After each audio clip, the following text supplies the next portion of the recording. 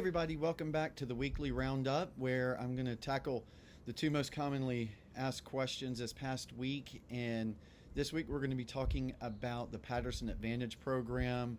Why is it a good idea to participate in it? And the other question is going to be on, all right, Corey, talk about this data that you can provide me on KPIs and other things. What do I do with it? So let's jump right in. The reason to participate, simply put, is you get rewarded just for doing business with Patterson.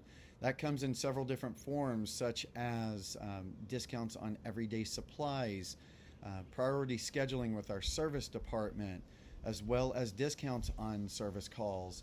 And probably one of the more popular reasons is the Patterson Advantage Dollar Program. And what that is every time you order from Patterson, every time you use our service techs to come in and take care of you, you're earning those dollars, which can be accrued, and then those can be used for purchases on equipment, technology. So you can get some pretty good discounts on handpieces, curing lights, autoclaves, digital sensors, and those dollars add up over time. So reach out, let me know what other questions you have about the Advantage program, but it's a great reward system. KPIs, what are they? Corey, you talk about this data and you tell me these numbers, but now what do I do with them? So 7 key areas that we're going to talk about when we talk about KPIs are used to basically look at the overall health of your practice, kind of consider it like a periodic evaluation. So KPI number 1 is going to be retention. Are we retaining the patients that are coming into our practice? Studies show that the average practice loses about 5 patients per month. So are we scheduling them for their next appointment while they're at their current visit? That's going to be important. KPI number 2, collections. Are we collecting everything that we're supposed to? You should be at about a 96% collections or better. If you're falling below that, let's take a look and see how we can make it easier for your patients to pay for their treatment. KPI number 3, that's going to be your accounts receivable. So as we know, we're waiting on insurance claims, other forms of payment, but the problem with that becomes the longer that AR drags out, the less likely it is that you're going to be able to collect that money. So what systems are in place for that?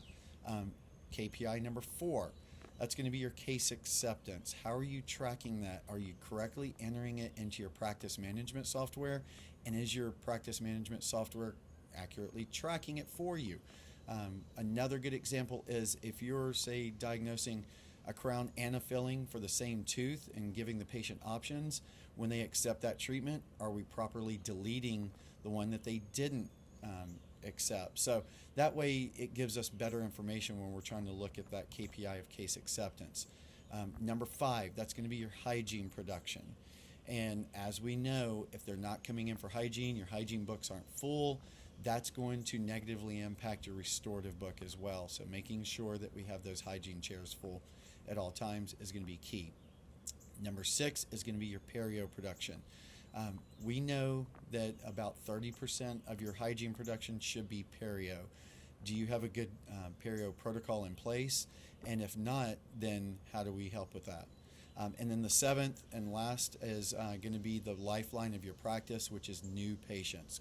Going back to number 1 in retention is if we're not getting new patients through the door, and if we know that the average practice is losing 5 patients a month, and let's say you're averaging 3 new patients a month, well, we know that our practice is going backwards and we're starting to shrink a little bit. So what are we doing to market and gain new patients?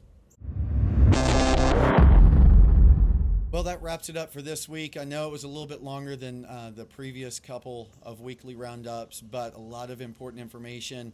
Listen, if you want more detail on those KPIs and how to use the data in your practice, send me an email. I can send you some more info on that. We can sit down and talk about it. But until then, look forward to seeing you soon, and I'll see you at next week's weekly roundup.